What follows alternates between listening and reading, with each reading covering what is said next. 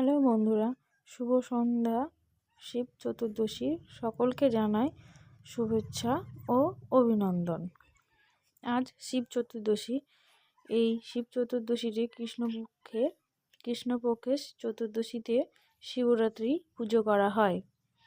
তো এই পুজোর অনেক নিয়ম আছে, তো আমি সব জানি না, তবে যেটুকু জানি সেটুকু দিয়ে পুজো করার চেষ্টা করেছি।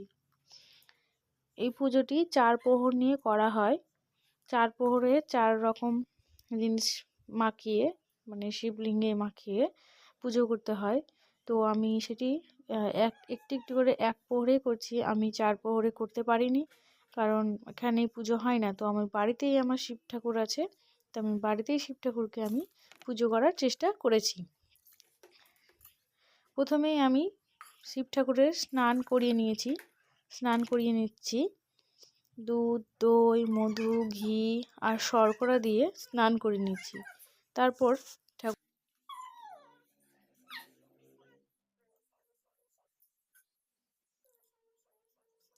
রেখে থালায় রেখে তো আমি তারপরে ঠাকুরের পুজো শুরু করব।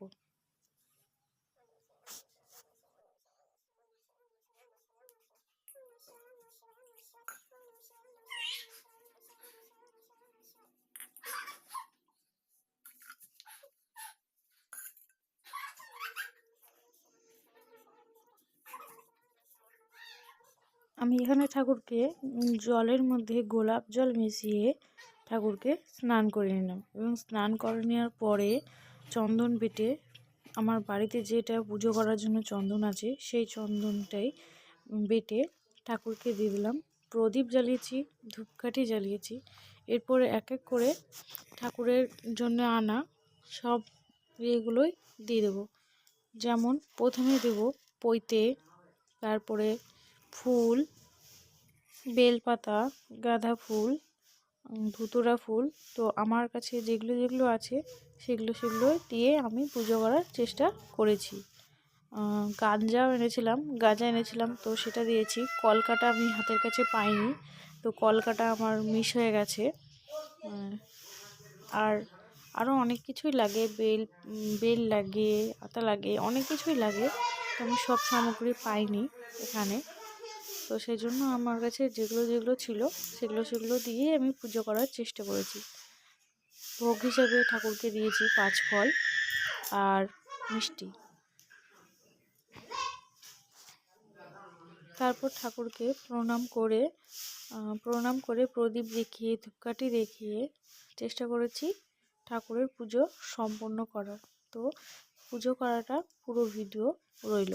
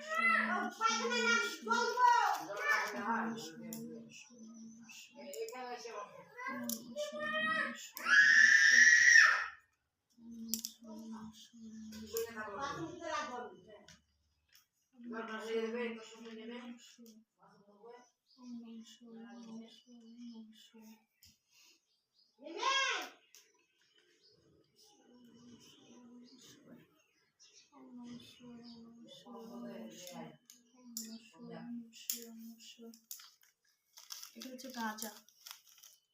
ওম নমঃ শিবায়, ওম নমঃ শিবায়, ওম নমঃ শিবায়।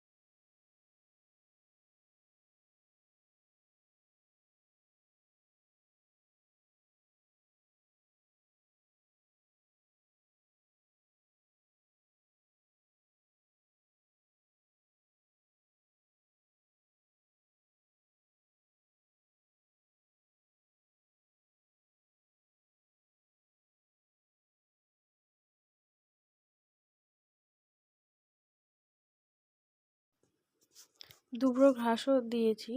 দুবড়ো ঘাসটা বলতে ভুলে গেছিলাম, দুবড়ো ঘাসটা দিয়েছিলাম সেটা। আর আমার কাছে ছিল অনেকগুলো আকন্দ ফুল। আমি অনেকগুলো আকন্দ ফুল তুলে নিয়ে এসেছিলাম এবং অনেকগুলো বেলপাতা তুলে নিয়ে এসেছিলাম। তো সেগুলোই ঠাকুরের চরণে সব দিয়ে দিচ্ছি।